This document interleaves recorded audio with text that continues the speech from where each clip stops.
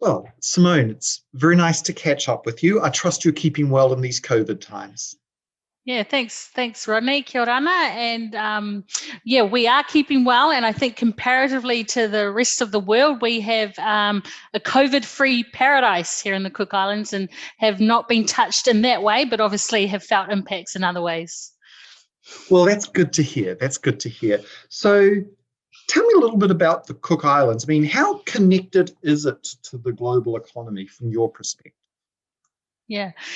Thanks, Rodney. I mean, very much connected, and I think it speaks testament that this small island of a population of 15,000, can have an office for a big global firm like KPMG, and the way that KPMG is set up, we have access to very much the same networks as a big office in the US may do as well, and follow the same standards and practices. And it always surprises me, Rodney, that, being so small and having our localized issues, how much international entities may have a little link here. And I'm always getting requests on the weekly basis from maybe an office in Singapore or Hong Kong or over in Europe that have a particular tax query or need some advice about entering the market here or for their clients. So I think it's great to be able to be in this small localized situation here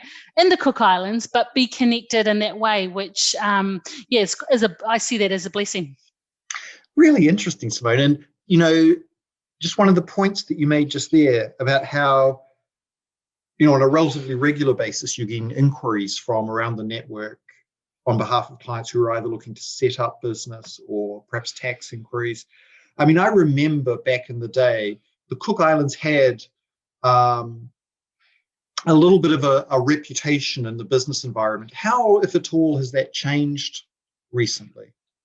Yeah, I mean, as the professional finance industry, being the regulators here, being the service providers as us, and the actual companies like the trustee companies, we've worked really hard to remove any misconceptions and to improve or to be able to show the levels, the standards we have here. And of late, we had a mutual evaluation, performed that the regulator headed up to make sure we meeting standards and maintaining standards. And equally, the EU came and had a look at our tax legislation and prescribed specific things to ensure we didn't get blacklisted, which we were able to comply with.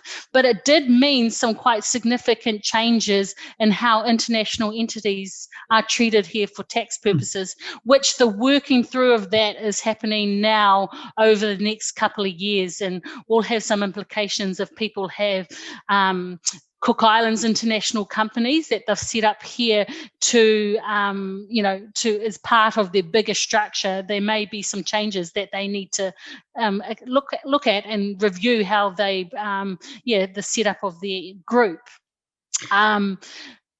Particularly one of, I guess, the blanket things that comes, there used to be an exemption from Cook Islands company tax for international companies. And that's probably the biggest one that has been taken away to get this fair tax regime for local entities and international entities. And there's other implications around that and ways to ensure that we don't lose the economic impact of those entities, that how they contribute.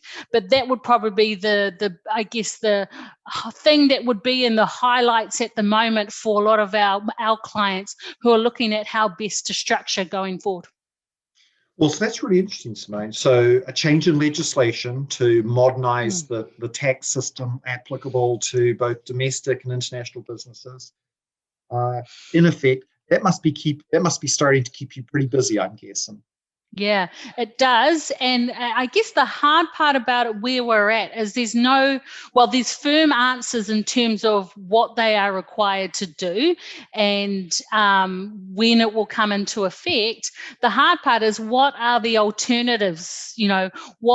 How can they, what other options do they have that would suit their structure? Or what other taxing regimes is the Cook Islands looking at to ensure that we maintain an international base here? And one of the major ones being talked about and actually being explored by our tax department is territorial tax regime. However, it's still in the early stages yet, so it's hard to be able to provide succinct, accurate direction when we're really in this, phase of decision, not only for our clients, but actually for the Cook Islands taxing authorities as well. Well, just fascinating. So I guess the message there is, watch the space, huh? That's Absolutely, yeah. Well, And as much as I can, I'm staying.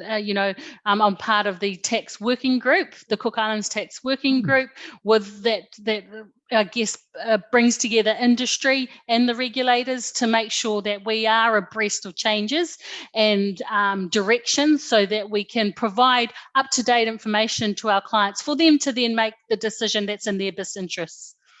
Well, that's fascinating, Simone. Like I said, I can only imagine that's keeping you super busy. Hey, it was Yeah, really sure. nice to catch up with you. I was going to wish you the best and hope that you stay healthy until you get vaccinated, but it sounds like you don't have the challenges that we have back here in Chicago. So it's nice to catch up with you, Simone. You too, Rod. I hope we get to speak again soon. Thank you.